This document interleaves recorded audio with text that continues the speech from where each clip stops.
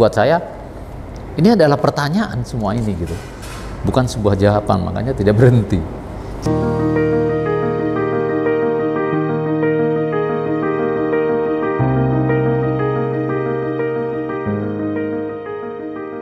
Dari jiwa mungkin.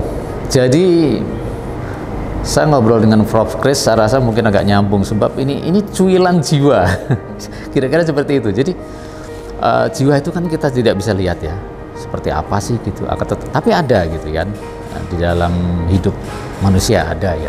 Ketika saya membuat seperti ini itu ya itu tadi ekspresi jiwa saya yang saya tampilkan untuk bisa saya nikmati gitu kan.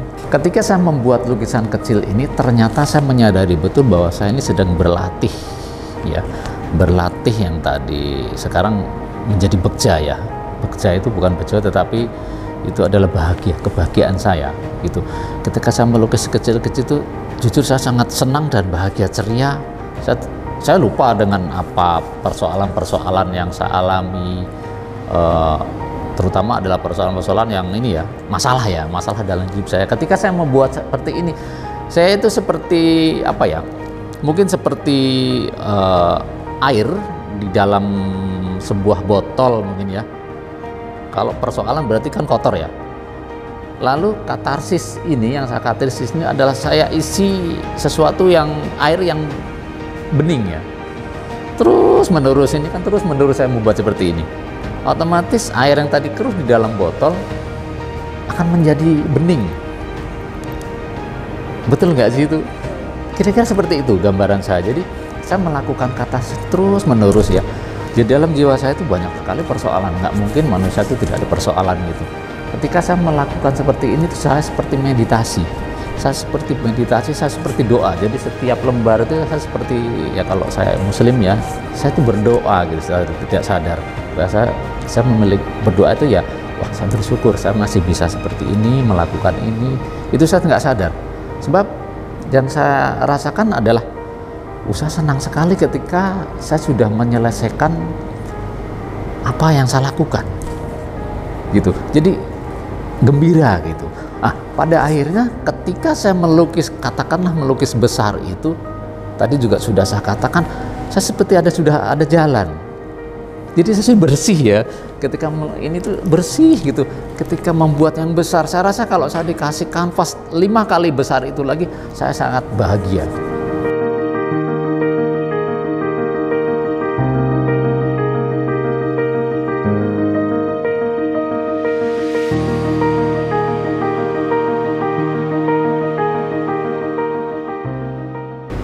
Saya melihat Mas Joko Kisworo, seniman Joko Kisworo ini dalam katarsisnya ada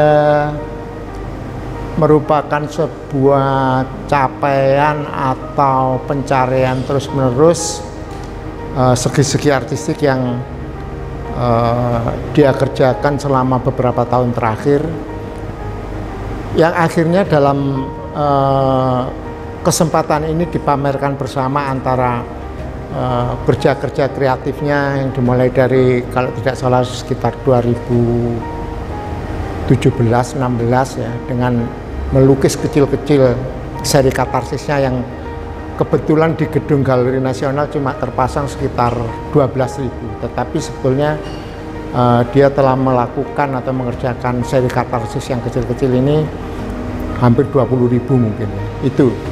Dan saya melihat secara pribadi ada 3 bagian besar karyanya dalam pameran ini. Satu tadi katarsis sudah saya bicarakan, tentang ribuan karya yang dikerjakan dalam media hitam putih ya. Kemudian yang kedua, bagian kedua adalah karyanya dia yang merupakan sebuah karya-karya yang bisa terselamatkan dari banjir 2015 di galerinya, di studionya di Pasar Seni Ancol. Ada beberapa yang tersisa yang dipamerkan hari ini, yaitu 70 karya.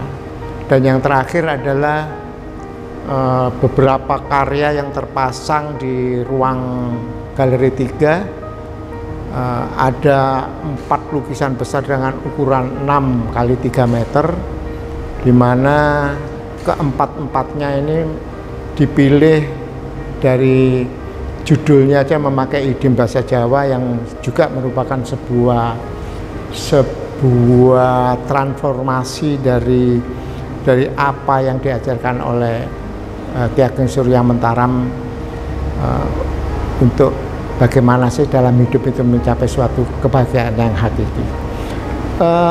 Joko Kisworo dengan keseni rupaannya berusaha ingin mencapai, entah itu sudah pencapaiannya separuh atau 3/4 atau mendekati ke sebuah kesempurnaan, tapi itu sebuah usaha-usaha yang terus dilakukan untuk mencapai atau menuju sebuah kesempurnaan. Dan itu menjadi sebuah kesempurnaan sendiri, karena sempurna untuk manusia itu tidak ada yang 100%. Ketidaksempurnaan itu menjadi kesempurnaan itu sendiri. Jadi kebahagiaan juga seperti itu. Jadi katarsis dan begja itu sendiri karena sifatnya yang juga tak terbatas, maka di situ menjadi sesuatu yang harus dimaknai dengan arif juga, bahwa tidak bisa kita dengan baku untuk mencapai 100% tidak mungkin juga. Tetapi kita terus-menerus berusaha untuk mendekati sebuah kesempurnaan untuk bahagia atau apa yang lain.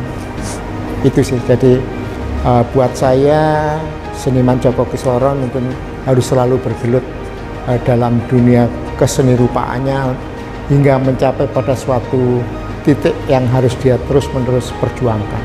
Entah itu sampai 90%, 85%, atau 100% mungkin ketika dia telah menemukan jati dirinya sebagai seorang seniman, sebagai manusia yang baik, yang bisa memberikan sesuatu pada kehidupan dan peradaban yang dia alami dalam kekinian itu sendiri.